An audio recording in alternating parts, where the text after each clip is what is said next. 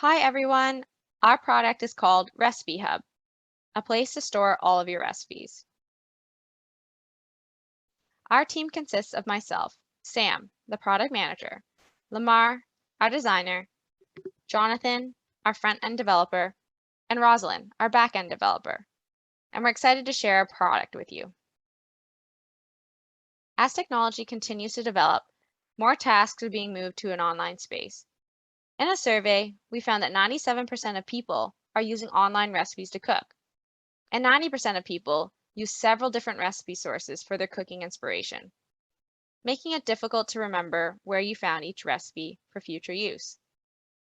We also found that 75% of people are saving recipes in some form, whether it be taking screenshots, saving to a note in their phones, adding links to a Google Doc, or bookmarking. But surprisingly, people are rarely referring back to these recipes. So, what's happening? We found a few things. These methods are not organized and therefore not efficient.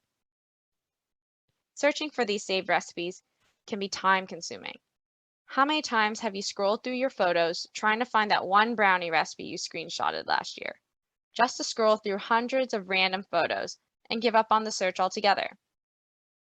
People reported that most times it's just faster to search for the recipe on Google again. Overall, this can be a frustrating experience. Now, insert RecipeHub, a place to store all of your favorite recipes in a convenient spot. So let's walk through it. Meet Jess. She's a busy young professional, a vegetarian and a foodie, and she wants to keep her recipes organized and accessible. She's looking for something new to try and comes across a burrito recipe. She makes some modifications because she's a vegetarian and makes some other substitutions based on what she has in the fridge. She loves the recipe and wants to save it. So Jess opens up RecipeHub. She logs in and she begins to add a new recipe.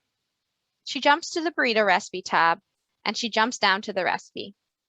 She's a busy professional and hates reading the long essay portion before the recipe.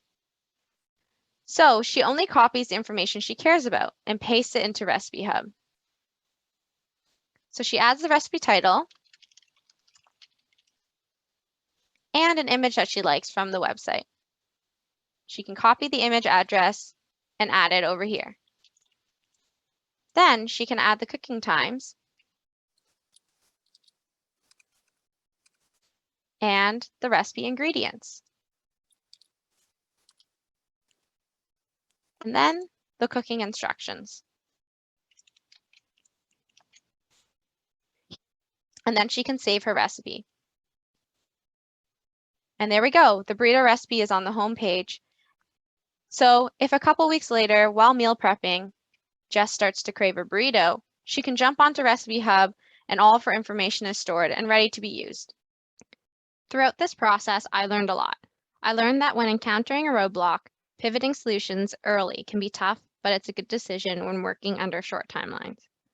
I learned how to adjust scope based on available resources, and I learned how to have better conversations with developers and designers and have a better understanding of what they need and how I can support them as a PM.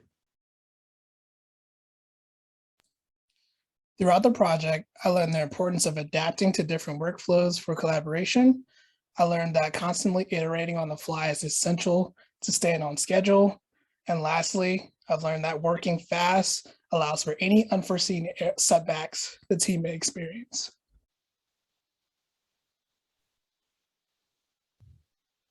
Hello, my name is Jonathan, and here at COLAB, I learned how to work with a designer and implement designs and how to adapt to team schedules rather than working on my own timelines. Throughout the process of developing the backend of RecipeHub, I was able to learn several new things. First, I learned to not be afraid to ask for help when coming across problems I am unable to solve on my own. Secondly, I learned to do lots of research of others' different approaches to programming to find a method that's more appropriate for my understanding. Lastly, I was able to learn how to collaborate and how the work is delegated in a full product team of PM, designers, and developers. Thank you so much. Check us out at myrecipehub.space.